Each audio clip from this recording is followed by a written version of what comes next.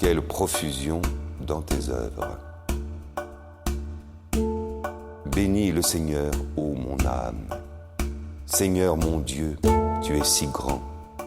Revêtu de magnificence, tu as pour manteau la lumière. Comme une tenture, tu déploies les cieux. Tu élèves dans leurs eaux tes demeures. Des nuées, tu te fais un char. Tu t'avances sur les ailes du vent. Tu prends les vents pour messagers, pour serviteurs, les flammes des éclairs. Tu as donné son assise à la terre, qu'elle reste inébranlable au cours des temps.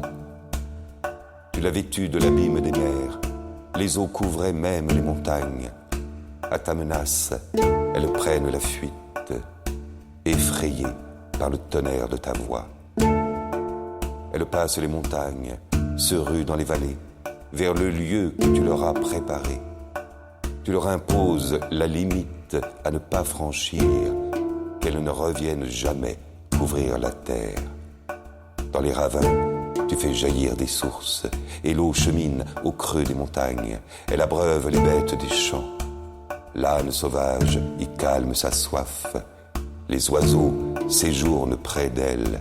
Dans le feuillage, on entend leurs cris. De tes demeures, tu abreuves les montagnes, et la terre se rassasie du fruit de tes œuvres. Tu fais pousser les prairies pour les troupeaux, et les champs pour l'homme qui travaille. De la terre, il tire son pain, le vin qui réjouit le cœur de l'homme, l'huile qui adoucit son visage, et le pain qui fortifie le cœur de l'homme. Les arbres du Seigneur se rassasient, les cèdres qu'il a plantés au Liban. C'est là que vient nicher le passereau, et la cigogne a sa maison dans les cyprès. Aux chamois, les hautes montagnes, aux marmottes, l'abri des rochers. Tu fis la lune qui marque les temps, et le soleil qui connaît l'heure de son coucher. Tu fais descendre les ténèbres, la nuit vient. Les animaux dans la forêt s'éveillent. Le lionceau rugit vers sa proie. Il réclame à Dieu sa nourriture. Quand paraît le soleil, il se retire.